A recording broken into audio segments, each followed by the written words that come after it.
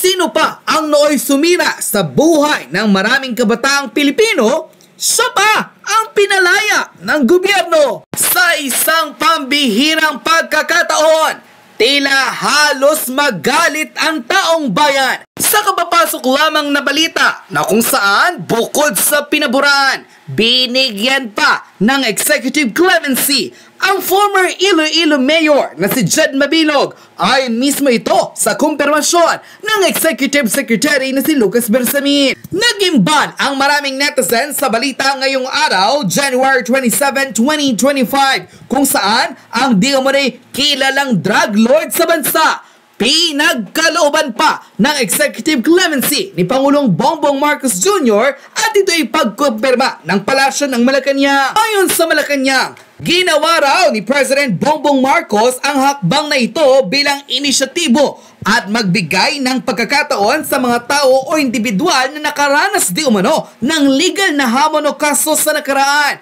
at para makapagsimula raw ng bagong buhay. Tila dito napataas ang kilay ng taong bayan dahil tila hindi pa man raw tapos ang kaso ng isa sa mga kilalang dating mayor ng Iloilo patungkol sa Anti-Graft and Corruption Practices Act at ang Code of Conduct and Ethical Standard for Public Officials. Tila para raw inaabsuelto na ng Malacanang ang nooy kilalang pasimuno ng illegal na droga hindi lamang sa Iloilo kundi sa buong bansa. Dahil dito, napakomment ang isang netizen online kung saan nanindigan na tila kung sino pa raw ang salot sa bayan. Siya raw ang kinakampihan ng mga nakaupo sa pamahalaan. Ayon sa kanyang controversial comment post, basta kapwa durugista, panigurado makakalaya. Grabe ang gobyerno ngayon. Kung sino pa ang adik, siya pa ang pinapaboran ng mga nakaupo sa pamahalaan. Sino bang mag-aakala na ang kilalang drug lord sa buong Pilipinas at halos sambahin ng mga tao sa Iloilo dahil sa impluwensya at pera na hinihinalang galing sa pagbebenta ng droga at ilang beses na patunayang sangkot sa illegal na transaksyon sa bansa ay siya pang makakalaya. Pinalalala ang lahat ng adik, pusher, user at kriminal na nagpapahirap sa bayan. No wonder kasi pare-parehas ang mga demonyo, kaya talamak na naman ang kriminalidad sa bansa. Dahil sa ganitong pamamahala, kawawa ang mga tao sa gobyernong mas pinoprotektahan pa ang buhay ng mga jablo kesa sa kapakanan ng mga inosenteng Pilipino. Unquote. Narito at panoorin ang full video kung saan binalikan ng maraming netizens ang tila kadramahan raw ng ex-Iloilo Mayor na si Jed Mabilog sa Kongreso na tila pinaniwalaan naman raw ng Quad Committee na hindi raw sangkot sa illegal na droga kahit tila patong-patong raw ang kaso at ebidensya na isinampa sa pamamahala noon ng dating Pangulong si Rodrigo Duterte kung saan pinatunayang sangkot di umano sa illegal na transaksyon at paglaganap ng illegal na droga sa bansa ang dating Iloilo Mayor. Panoorin ang full video. Sana ang nadanasan naming paghihirap na durog, persecution, trauma, at saka walang-wala ay hindi po mararanasan ng iba.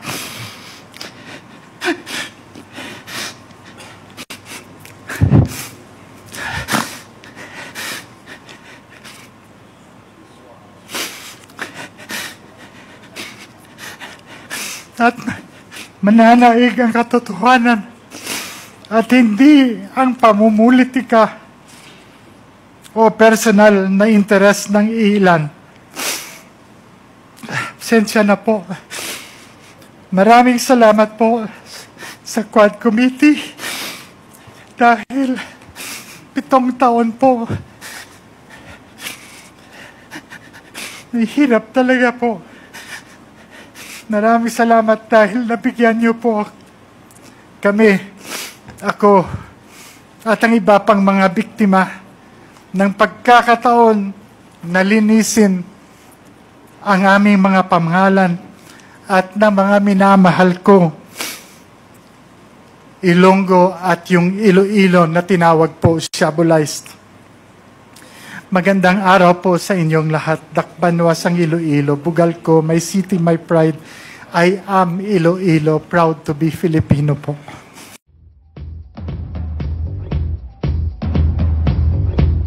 Para the representantes, your honors, good morning. Noong mga nakaraang linggo, nabalitaan ko po ang pagnanais na makapagsalita ako na maging resource person sa hearing ng Quad Committee. And I would like to take this opportunity to thank each one of you for allowing me to speak. Maraming salamat po. Napaisip ako nang marinig ko ang balita. Sabi ko sa sarili, ito na siguro ang tamang pagkakataon na malaya akong kukuha ng lakas ng loob at magsasalita ng katotohanan kahit ako pa ay natatakot at may pangamba sa aking buhay.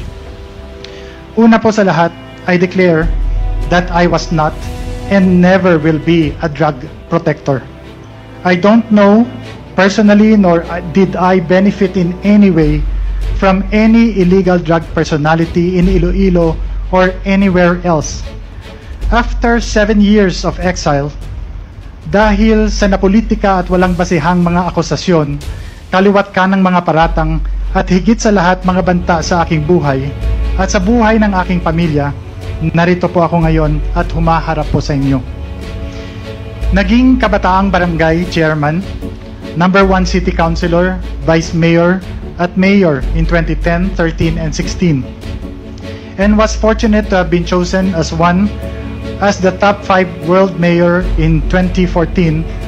That also included the former president as a nominee.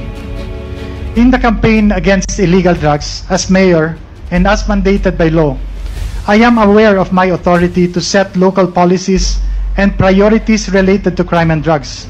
I'm also aware that under the law, the PNP and PDEA handle crime investigation and response and the combating of drug trafficking and enforcement of drug laws, while the mayor relies on the police and PDEA to implement them.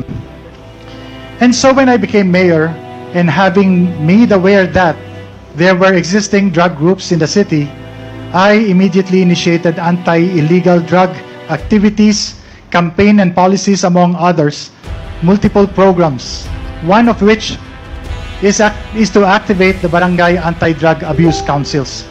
In 2014 po, according to PDEA, Iloilo City was the first in the country to have 100% of its BADAC activated. In the 6 years that I have been mayor of Iloilo City consistently received national recognitions from PDEA and the PNP in the years 2014, 2015, 2016, and even in 2017 for the comprehensive programs including rehab, logistical support to the PNP and PDEA in their drive against illegal drugs. Since the existence of these drug syndicates in our city was deeply rooted, I relied on the expertise of the local PNP and regional PDEA to deal with these groups, while I focused on the socio-economic programs that would address the root causes of poverty that expose the vulnerable population to cope against the evils of illegal drugs. But all of these efforts were ignored by the Duterte administration. Kung matatandaan po ninyo, nagsimula ang lahat ng ito nung bigla na lamang na isama ang mga pangalan sa PRRD narco list ng administrasyong Duterte. Isang listahan naglalaman ng mga pangalan ng mga kilalang public official na di umano ay sangkot sa illegal na droga, mga paratang na walang basihan, at kahit kailan ay hindi naman napatunayan. As a matter of fact, until today, there are no drug-related cases that have been filed, especially in the legal courts, against me and my person. Pero kung inyong titingnang maigi, isinama ang pangalan ng kalaban sa politika sa isang validated list ng mga drug personalities sa kasunod na PRRD list. Sa kabila ng mga questionableng impormasyon, walang validation o confirmation man lang na ginawa kahit na anumang ahensya ng gobyerno sa Malacanang initiated list. Itong PRRD list di umano ay naging hit list. Sa isang public forum ng PDEA noong 2018, mismo ang Regional Adjudication Committee o tinatawag na RAC ay nagsabi na wala yung pangalan ko sa kanilang listahan. while in the Iloilo City Anti-Drug Abuse Council meeting, then PIDEA 6 Regional Director Hil Pabilona and Iloilo City Police Director Colonel Remus Canieso officially ang nagpatotoo na wala rin ang pangalan ko sa drug list. Ngunit, nanatili ang listahan sa kanilang mga record. Hanggang ngayon, lahat ng mga paratang at akusasyong ibinabato sa akin ay patuloy na sumisira sa aking reputasyon at pati na rin ang reputasyon ng minamahal kong Iloilo. Dahil sa seryosong banta sa aking buhay, napilitan po ako na hindi bumalik from an international speaking engagement in Japan at lisanin ng aking pamilya ang bayang buong pagsisikap naming itinaguyod ng may dangal. PRRD even assigned Lieutenant Colonel Espenido to Iloilo and announced with a threat, mabubuhi pa kaya siya? Ibig sabihin in Tagalog, mabubuhay pa kaya siya? Referring to me. Pinalad po ako na meron akong speaking engagement sa isang international conference sa Japan, kaya nakaalis ako ng bansa. Paulit-ulit ang pagbabanta ni Presidente Duterte sa media, harap-harapang sinasabi, papatay daw ako, basta-basta pagbabanta. Kayang-kaya niya pong totohanin ito. Labag man sa kalooban, kinailangan po naming lumisan at wag na munang bumalik sa Pilipinas. On August 28, 2017, I received an unexpected call from former PNP Regional Director Bernardo Diaz. He invited me to meet with PNP Chief Ronald De La Rosa, now Senator, at Camp Crame, Quezon City, at noon the following day. The next morning, on August 29, I arrived at the Ninoy Aquino International Airport at 10 a.m., ready to proceed. But then the call started. First, they moved the meeting to 3 p.m., and then by 5 p.m., it was delayed again, this time to 6 p.m. At around 5 p.m., a PNP colonel called me and, in a voice that sent shivers down my spine, literal po yun, warned me not to go to Camp Crame because my life was in danger.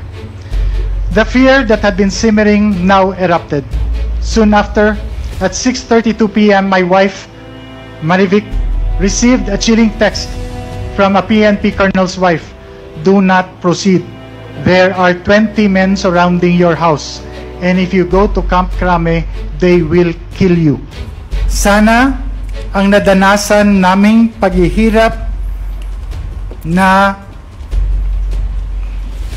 durog, persecution, trauma, at saka walang-wala ay hindi po mararanasan ng iba.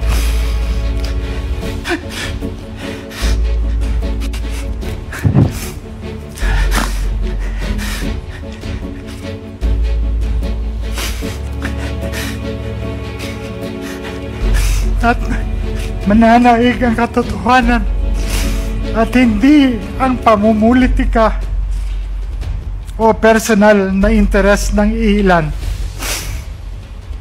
Pasensya na po.